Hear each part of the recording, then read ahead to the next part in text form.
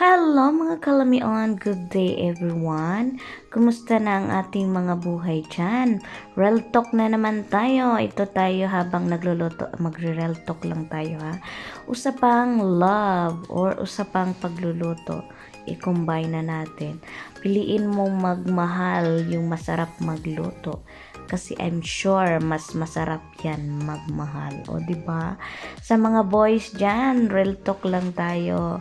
Wag lang tayong pumili ng isang babaeng mukhang maarte, wala namang alam sa pagluluto. Or piliin mo yung babae na kaya kang mahalin or kaya kang ipagluto. O usapan din sa girls, baliktarin din natin. Of course, sa mga girls, piliin natin yung mga lalaking masarap magluto. Sure na sure yan, masarap yan magmahal. Pero wag ka, real talk tayo ha. Meron ding masarap magluto pero masarap din magloko ha. Yun tayo kaya yun na lang. Yung piliin natin yung magmahal, yung iano na lang natin sa sarili natin na dapat maglaan tayo ng pagmamahal sa ating mga partner sa buhay. Hindi na tayo magluloko kasi pag nagluloko tayo, naku po, ka-real talk lang tayo ha. Habang nagluluto tayo mga lamion, lami talaga akong magluto, char lang.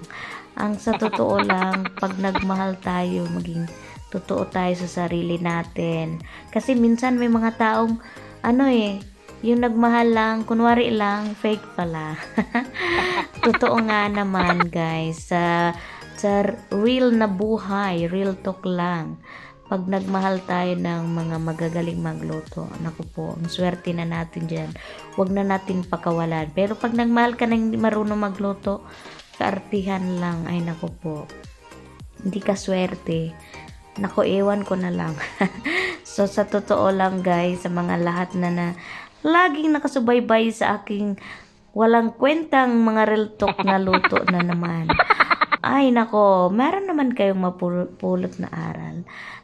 Kasi sa totoong buhay, hindi naman talaga kailangan mong i-fake yung pagmamahal at pagluto. Kailangan mong sarapan para mas lalong maging masarap ang pagmamahalan. Sabi nga, pag totoong magmahal, masarap magluto. My forever! Comment down below kung naniwala ka bang may forever ba. Basta ako, ang alam ko, real talk lang ha. Masarap ako magluto, masarap din ako magmahal. Isa na yung wala lang. Thanks for watching mga kalamion. Ano na, gutom na ba ang lahat? Pinakbit, sarap yarn. Thanks guys!